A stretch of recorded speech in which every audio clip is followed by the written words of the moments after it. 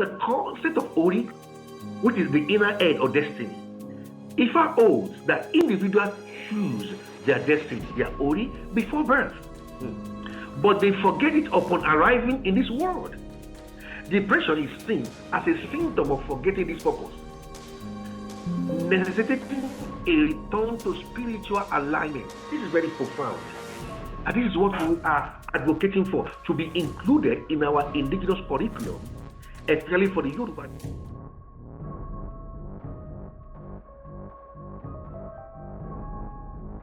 Am I really free in life?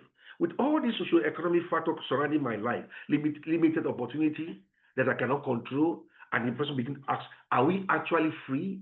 This stockedness, being stuck with this existential immobility, explained by this young adult, made them to doubt whether life is free.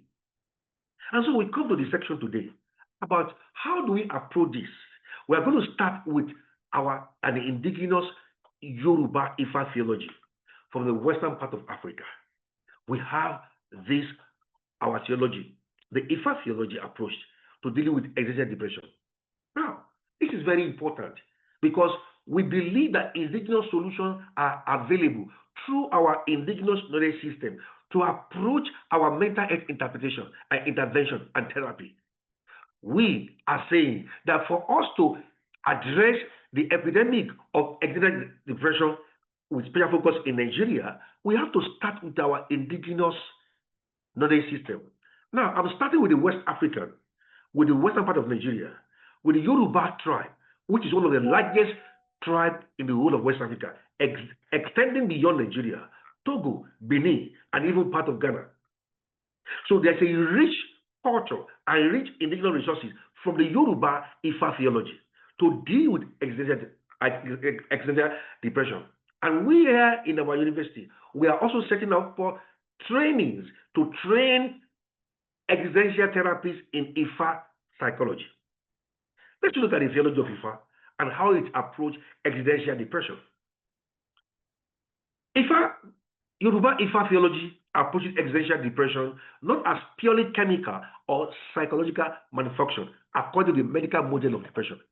We notice that in the medical model of depression can be caused by chemical or psychological malfunctioning. However, the Ifa theology approaches existential depression as a spiritual, metaphysical, and character-driven crisis that stems from a misalignment between an individual's destiny, one, their action, two, and their inner self called Ori.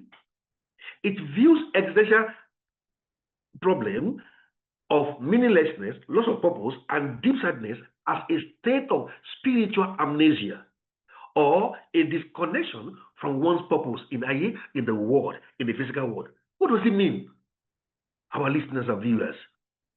Ifa is saying that when an individual is experiencing existential depression or existential crisis, it's because there is spiritual amnesia. Amnesia from what? Disconnection from their destiny, which was chosen before the foundation of the world. Ifa treats that every individual has an inner head called Ori, which is your spiritual entity. That Ori has chosen a destiny in the pre-existence of life. And this destiny is forgotten.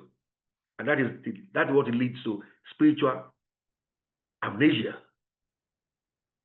Going further into the deep theology of Ifa and its approach to existential depression, the concept of Ori, which is the inner head or destiny, Ifa holds that individuals choose their destiny, their Ori, before birth. But they forget it upon arriving in this world. Depression is seen as a symptom of forgetting this purpose, necessitating a return to spiritual alignment. This is very profound.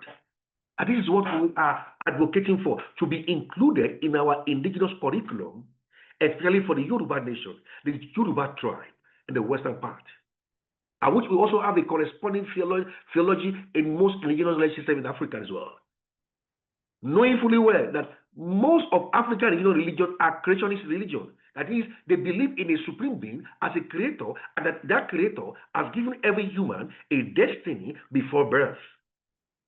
So, Ifa believes that every human being must work in alignment with their ori, with their chosen destiny, for them to experience fulfillment in this life.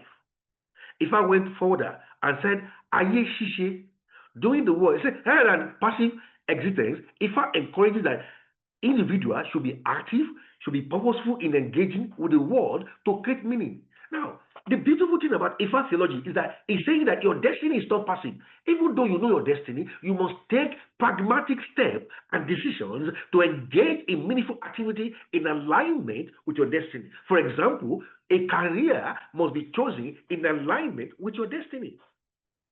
Ifa also spoke about character. He said, Iwapele, gentle or good character. He said, cultivating good character is considered the primary remedy for spiritual distress, and existential means alignment. If I places a high value on your behavior, on your value system, must be in line with the values of goodness and empathy, knowing fully well, according to Ifa, that you are a gift to humanity. You have been sent to that community as a gift. But if I spoke about rituals, that are not merely symbolic, but are practical, active measures taken to change one's energetic and spiritual trajectory. In fact, it's talking about spiritual practices that would allow an individual to realign with their chosen destiny. So, how does Ifa approach existential crisis in terms of healing and management? If I talk about divination and diagnosis, the Ifa priest, the Babalawo, they use the Odufa to diagnose the root cause of the distress, identifying if it stems from spiritual, social, or personal imbalance.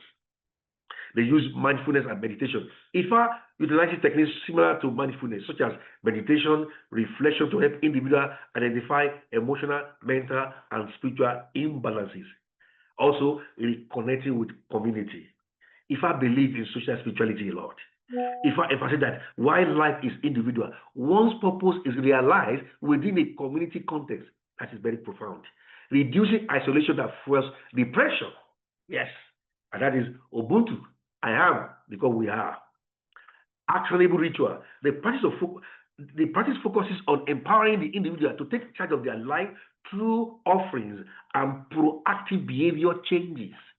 So if I does not teach that destiny is passive, because I've chosen my destiny, then I have to sit down and relax and do nothing about it, and I begin to complain by lack of opportunity. No, if I encourages pragmatic step, that taking opportunity, taking your destiny by the bull on, and becoming responsible by actionable character. That's what Ifa is teaching. Ifa is not teaching mental laziness. Ifa is saying, I discover my destiny by divination. I know my purpose by divination. I recognize my gift and my talent, and then I put it into use to solve problems for my community. That is very profound when we look at the approach of Ifa. So Ifa approach on healing and management of existential depression is built on certain philosophies. Number one, destiny is negotiable. Ifa teaches that destiny is not fixed. It responds to effort, character, and spiritual work. This is very profound. That destiny responds to that. The world is a marketplace. Yoruba tradition views the world as a place where one comes to achieve a specific purposeful goal, the marketplace.